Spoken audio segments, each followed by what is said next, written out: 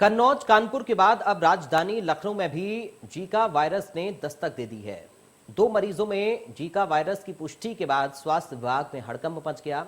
ऐसे में Zika virus क्या है और किस तरह के लक्षण होते हैं इससे बचाव कैसे किया जाए, ये जानने के लिए हमारे संवाददाता ने राजधानी लखनऊ के एसजीपीजीआई के microbiology expert professor Ujjwala Ghoshal से खास बातचीत की। कन्नौज कानपुर के बाद अब राजधानी लखनऊ में भी जीका वायरस की दस्तक हो गई है। इस पर ज्यादा बात करने के लिए हमारे साथ में राजधानी लखनऊ के एसजीपीजीआई की जो माइक्रोबायोलॉजी एक्सपर्ट है प्रोफेसर उज्ज्वला घोषाल जी हैं, उनसे बात करते हैं। हालांकि आपको एक चीज और बताना चाहेंगे कि अमेरिकन सोसाइटी ऑफ माइक्रोबायोलॉजी की तरफ से इनको उत्तर भारत का कंट्री एम्बेसडर भी चुना गया है। मैडम, आपको पहले तो बहुत बहुत बधाई। और थोड़ा सा जीका वायरस इस समय काफी ज्यादा चरम पर है, तो उस पर बात करने के लिए थोड़ा सा दर्शकों को बताइएगा कि जीका वायरस है क्या। Zika virus basically it is an emerging viral disease. जैसे बहुत सारी बीमारियां जो होती है समय समय पे दिखाई देती है, so it is a emerging viral disease. ये वही वायरस है जिससे जैसे उसी प्रकार का वायरस है लगभग, जिससे कि डेंगू जैसे इसको फ्लेवी वायरस बोलते हैं। फ्लेवी वायरस इस ग्रुप में और दूसरे वायरस आते हैं जैसे डेंगी, जापानीज इनकेफ्लाइटिस, चिकनगुनिया, तो उसी ग्रुप का ये वायरस है। क्या लक्षण क्या होते हैं, कैसे फैलता है? हाँ, मुख्यतः इसके फैलने के देखिए कई तरीके हैं, लेकिन मुख्यतः ये मच्छर के काटने से फैलता है। वही मच्छर जिससे डेंगू होता है, यानी कि एडिस मच्छर। तो मेनली ये मच्छर के काटने से फैलता है। पर ये प्रेग्नेंट लेडी से, यानी कि गर्भवती महिला से, ये अगर उनको इन्फेक्शन हो जाए जीका वायरस का, तो उनके बच्चे में भी ये ट्रांसमिट हो सकता है और तब ये थोड़ा खतरनाक हो जाता है। अदरवाइज, और इसके अलावा जो लेबोरेटरी वर्कर हैं उनको भी थोड़ा रिस्क रहता है, तो उनको भी अपनी सुरक्षा करके ही काम करना पड़ता है, और ब्लड से भी ट्रांसमिट हो सकता है। तो मेनली मच्छर से होता है।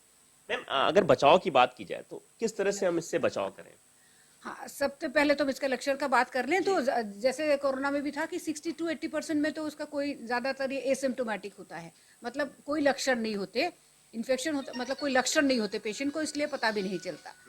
फिर उसके बाद जो अगर जिन 20 से 40% लोगों में ये होता है, उसमें मेनली फीवर, हेडेक, कंजंक्टिवाइटिस, है ना, कभी किसी किसी को सब में अलग अलग होता है। किसी किसी को आर्थ्रैल्जिया, मैंने जोड़ों में दर्द, मसल में पेन, इस तरह के सिम्टम्स होते हैं। पर यूजुअली ये सेल्फ लिमिटिंग होते हैं, मतलब हुआ और अपने आप ठीक हो गए।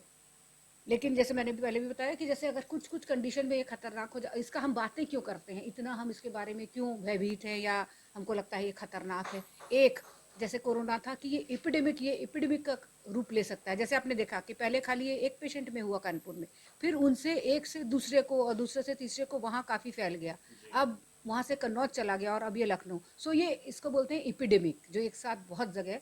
तो ये एपिडेमिक डिजीज़ है कि एक हुआ तो वहीं लिमिटेड नहीं है, दूसरी जगह भी हो सकता है, फैल जाता है। इसलिए हम भयभीत रहते हैं कि आज यहाँ हुआ है, कल पूरे देश में फैल सकता है।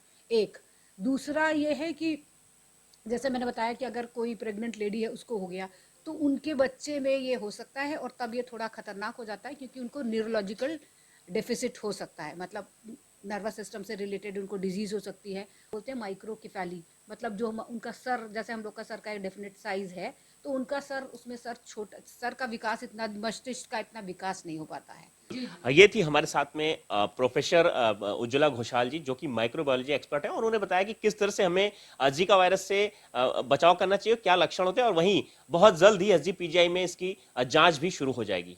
लखनऊ से इंडिया न्यूज के लिए